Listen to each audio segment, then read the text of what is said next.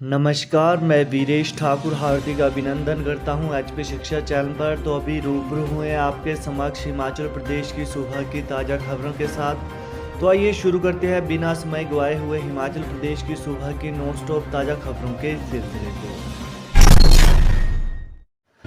अंतर्राष्ट्रीय सीमा होगी मजबूत, स्पीति से लेह तक बनेगा डबल लेन मार्ग, एक ही दर्रा लांघना पड़ेगा, 10 माह रहेगा खुला।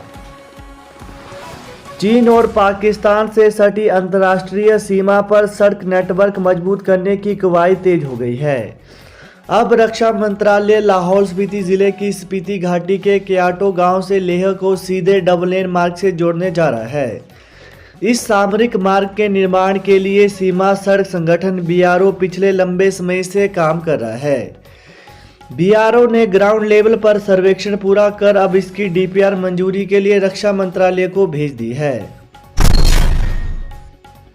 एसआईटी की जांच में खुलासा, फर्जी आईजी निकला दवा कारोबारी, मनी लॉन्ड्रिंग का भी शक। फर्जी आईजी बनकर कारोबारियों से 1.49 करोड़ रुपए की अवैध वसूली करने वाला आरोपी दवा कारोबारी निकला है। उसकी पंचकूला में फार्मा यूनिट है। सूत्रों के अनुसार पुलिस की विशेष जांच टीम एसआईटी की जांच में यह खुलासा हुआ है। हरियाणा के सोनीपत के रहने वाले आरोपी विनय अग्रवाल का 1 साल में 4 करोड़ रुपए का टर्नओवर है।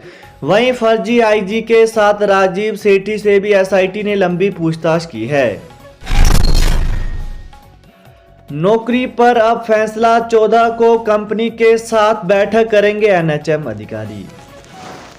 हिमाचल में 102 व 108 एम्बुलेंस सेवा का काम नई कंपनी के टेकओवर करने के बाद कई कर्मचारियों को नौकरी से निकाल दिया गया है। इन कर्मचारियों की नौकरी को लेकर अब 14 फरवरी को फैसला लिया जाएगा। पुराने कर्मचारियों को नौकरी पर न रखने के बाद कर्मचारियों ने सोमवार को एनएचएम निदेशालय के बाहर हल्ला बोल दिया था। इसके बाद अब एनएचएम अधिकारियों ने 14 फरवरी को मैडसवान कंपनी के प्रतिनिधियों के साथ बैठक बुलाई है। ऐसे में अब 14 फरवरी तक कंपनी कोई भी नई भर्ती नहीं करवा सकेगी। 14 की बैठक में निर्णय लिया जाएगा कि जिन पुराने कर्मचारियों को नई कंपनी ने ऑफ लेटर नहीं दिए हैं उनकी जगह नई भर्तियां करवाई जाएंगी या फिर पुराने लोगों को ही काम पर रखा जाएगा। भारतीय मजदूर संघ की बैठक, 10% और बढ़ेगा आंगनवाड़ी कार्यकर्ताओं का पदोन्नति कोटा, सीएम ने दिए संकेत। हिमाचल प्रदेश में 4 मार्च को पेश होने वाले बजट में हजारों आशा कार्यकर्ताओं, आंगनवाड़ी कार्यकर्ताओं और अन्य स्वास्थ्य कार्यकर्ताओं को मुख्यमंत्री जयराम ठाकुर ने वित्तीय लाभ देने के संकेत दिए हैं।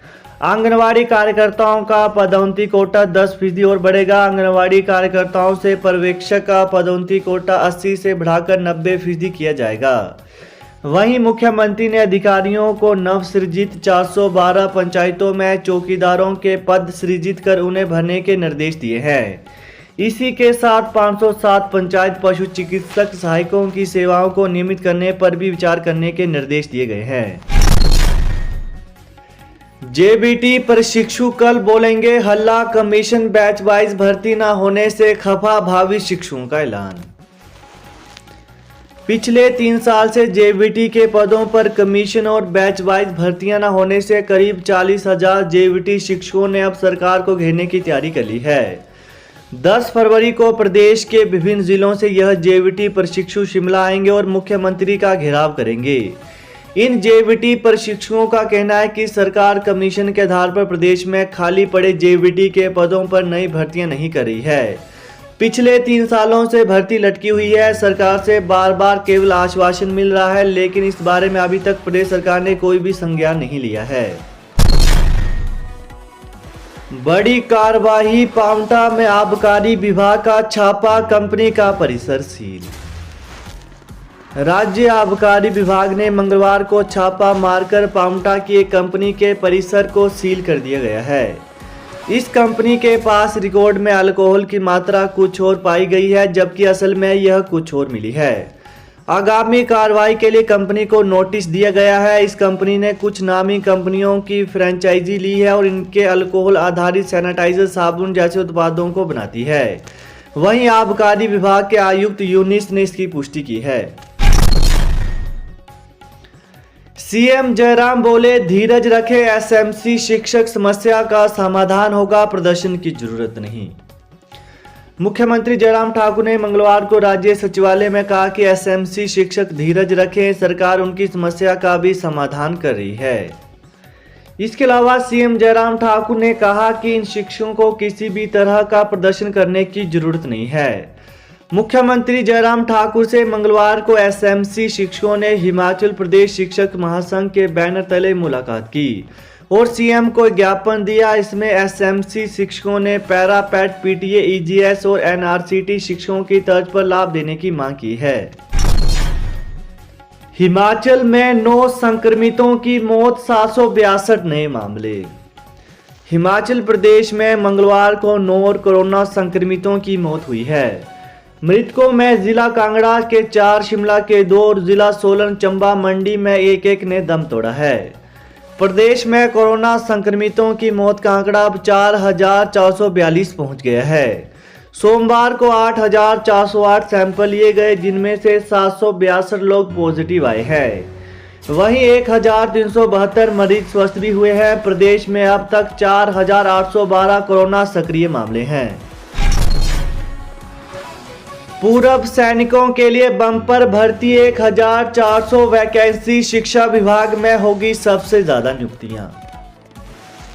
हिमाचल प्रदेश में पूर्व सैनिक कोटे से बम्पर भर्ती की तैयारी हो गई है। पूर्व सैनिक कल्याण निदेशालय के माध्यम से पूर्व सैनिक कोटे से विभिन्न विभागों में 1,400 से अधिक पद भरे जाएंगे।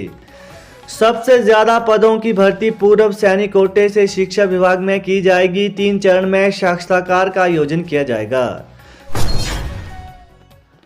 हमने अपनी बात कह दी, अब कर्मचारी देखें पे कमीशन के तीसरे विकल्प पर बोले मुख्यमंत्री। वेतन आयोग के तीसरे गुणा को लेकर अब फैसला अटका हुआ है। एक दिन पहले फाइनेंस सेक्रेटरी के साथ मुख्यमंत्री की लंबी बैठक के बाद सीएम जयराम ठाकुर ने मंगलवार को इस बारे में कुछ संकेत दिए हैं। मीडिया के सवाल पर थर्ड ऑप्शन को लेकर उन्होंने कहा कि उन्होंने अपनी बात कह दी है, अब कर्मचारियों को आगे का सोचना है। इसका अर्थ यह समझा गया है कि मुख्यमंत्री और फाइनेंस सेक्रेटरी के बीच हुई चर्चा में कोई सहमति बन गई है, जिसे अब अराजपत्रित कर्मचारी महासंघ के माध्यम से सिरे चढ़ाया जाना है। मंगलवार शाम को अतिरिक्त मुख्य सचिव वित्त प्रबोध सक्सेना ने अराजपत्रित कर्मचारी महासंघ के अध्यक्ष अश्विन ठाकुर को बैठक के लिए बुलाया और सभी संभावनाओं पर चर्चा की। फाइनेंस सेक्रेटरी ने तर्क दिया कि पंजाब सरकार ने भी तीसरा विकल्प 15% वेतन वृद्धि का दिया था, लेकिन वो फैसला वहां की कैबिनेट का था। सीएम जयराम ने अचानक बुलाई कैबिनेट बैठक, मंत्रियों को सुबह 10 बजे आने को कहा। मुख्यमंत्री जयराम ठाकुर ने बुधवार 9 फरवरी को अचानक कैबिनेट बुला ली है। उन्होंने सभी मंत्रियों को सुबह 10 बजे शिमला बुला लिया है। 10 बजे के बाद यह बैठक राज्य सचिवालय में होनी है। ठेकेदारों की हड़ताल से चरमराई व्यवस्था को इसका कारण बताया जा रहा है। ऐसे में शॉर्ट नोटिस पर बाहर अपने क्षेत्रों में डटे मंत्रियों को रात को ही शिमला का रुख करना पड़ा है। तो यही थी हिमाचल प्रदेश की सुबह की ताज़ा खबरें। तो ताज़ा खबरों को पाने के लिए चैनल को जरूर सब्सक्राइब करें। Thanks for watching. जय हिंद, जय हिमाचल।